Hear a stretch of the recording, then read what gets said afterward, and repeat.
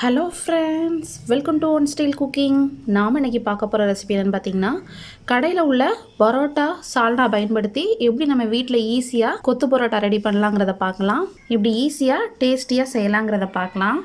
வீடியோக்குள்ளே போகிறதுக்கு முன்னாடி கீழே உள்ள ரெட் கலர் சப்ஸ்கிரைப் பட்டனை கிளிக் பண்ணுங்கள். கூடவே பக்கத்தில் உள்ள பெல் ஐக்கானையும் கிளிக் பண்ணுங்கள். அப்போ தான் நான் போடுற வீடியோ எல்லாமே உடனுக்குடன் உங்களுக்கு தெரிய வரும். வாங்க இப்போ வீடியோக்குள்ளே போகலாம். இப்போ கொத்து பரோட்டா பண்ணுறதுக்கு 4 பரோட்டாவை இந்த மாதிரி நல்லா பிச்சு வச்சுருக்கேன். நல்லா சின்ன சின்னதாக ஆக்கி வச்சுக்கோங்க. ஒருவேளை உங்களுக்கு கையில் பிக்கிறதுக்கு சிரமமாக இருந்ததுன்னு வச்சிங்கன்னா, நீங்கள் மிக்சியில் போட்டு பல்ஸ் மோடில் போட்டு நல்லா ஒரு சுற்று எடுத்திங்கன்னா நல்லா நம்மளுக்கு கொத்து பரோட்டாக்கு ஏற்ற சைஸ் கிடச்சிரும். கொத்து பரோட்டாவாக கடையில் வாங்கும்போது நம்மளுக்கு ஒரு 80 to 90 rupees வரைக்கும் நம்மளுக்கு வரும். இது வந்து நீ 4 பரோட்டா அதுக்கேற்ற சால்னா வச்சு தான் நான் ரெடி பண்ண போகிறேன். டோட்டல் ப்ரைஸ் பார்த்திங்கன்னா 30 rupeesக்குள்ளே தான். இதை வச்சு நம்ம எப்படி ஈஸியாக டேஸ்டியாக செய்யலாங்கிறத பார்க்கலாம். இப்போ கடாய் ஆன் பண்ணிடலாம். கடாய் சூடானதும் கொஞ்சம் ஆயில் சேர்த்துருக்கேன். இப்போ இந்த ஆயிலில் ஒரு பெரிய வெங்காயம் 2 பச்சை மிளகாய் இந்த ரெண்டையும் கட் பண்ணி வச்சுருக்கேன். அதை சேர்த்துக்கலாம். ரெண்டையும் சேர்த்து நல்லா வதக்கிக்கோங்க. வெங்காயம் வந்து ரொம்ப ப்ரௌன் கலர்லாம் வதங்கணும்னு இல்லை, லைட்டாக வதங்கினா போதும். இதுக்கு வந்து நம்ம இஞ்சி பூண்டு பேஸ்ட்டு அந்த மாதிரி எதுவுமே சேர்க்க போகிறதில்ல. ஏன்னா நம்ம கடையில் உள்ள சால்னாலேயே எல்லாம் சேர்த்துருப்பாங்க.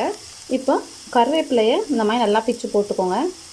பிச்சு சேர்க்குறப்ப அதோடய ஃப்ளேவர் ரொம்ப நல்லாயிருக்கும். அதையும் சேர்த்து நல்லா மிக்ஸ் பண்ணிக்கலாம். இதோட 2 சின்ன சைஸ் தக்காளி 2 தக்காளி சேர்த்துருக்கேன். பெரிய சைஸ் தக்காளி பழமாக இருந்ததுன்னா 1 சேர்த்துக்கோங்க போதும். நம்மளுக்கு சால்னாவில் ஏற்கனவே தக்காளி எல்லாம் சேர்த்துருப்பாங்க.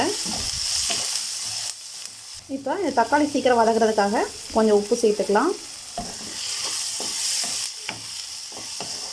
சால்னா எதுவுமே இல்லாமல் நம்ம வீட்டில் உள்ள பொருட்களை வச்சு நம்ம கொத்து பரோட்டா ரெடி பண்ணுறதுக்கு வீடியோ வந்து நான் ஆல்ரெடி போட்டிருக்கேன்.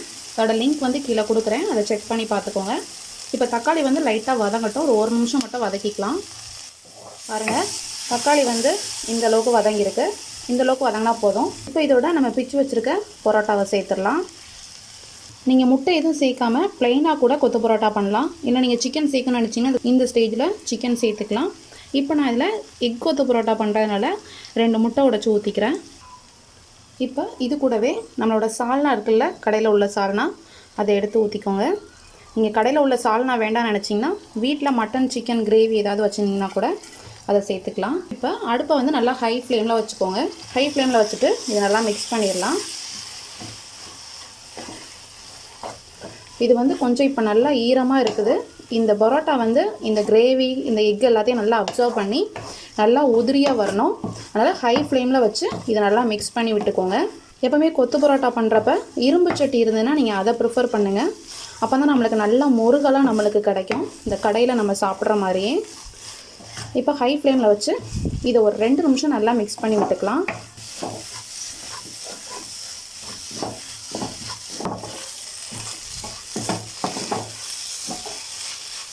பாருங்கள், நம்ம நல்லா பரோட்டா நல்லா கடையில் கிடைக்கிற மாதிரியே நல்லா உதிரியாக நல்லா உங்களுக்கு ட்ரை ஆகிடுச்சு. இந்த ஸ்டேஜில் நம்ம காரத்துக்கு கொஞ்சம் மிளகுத்தூள் சேர்த்துக்கலாம்.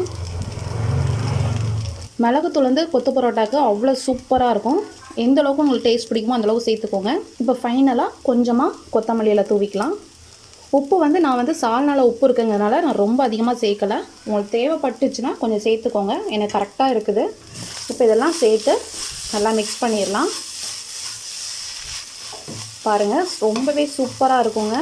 நீங்கள் கடையில் வாங்கினீங்கன்னா 80 rupees கிட்ட இருக்கும். இது நம்ம வீட்டில் செய்யும்போது மொத்த செலவே ஒரு 50 ரூபாய்க்குள்ள முடிச்சிடலாம். ரொம்ப நல்லாயிருக்கு பாருங்கள். ரொம்ப ஹெல்த்தியாகவும் செய்யலாம். இப்போ நம்மளோட கொத்து பரோட்டா சூப்பராக ரெடி ஆகிடுச்சு. இப்போ அடுப்பை ஆஃப் பண்ணிடலாம். ரொம்பவே சூப்பரான டேஸ்டான நம்மளோட கொத்து பரோட்டா வீட்டில் ரெடி பண்ணியாச்சு. நீங்களும் இந்த ரெசிபி கண்டிப்பாக ட்ரை பண்ணி பாருங்கள். இந்த ரெசிபி பிடிச்சிருந்துச்சின்னா நம்ம சேனலில் லைக் பண்ணுங்கள், ஷேர் பண்ணுங்கள், சப்ஸ்கிரைப் பண்ணுங்கள். மறக்காமல் கமெண்ட் பண்ணுங்கள். தேங்க்யூ.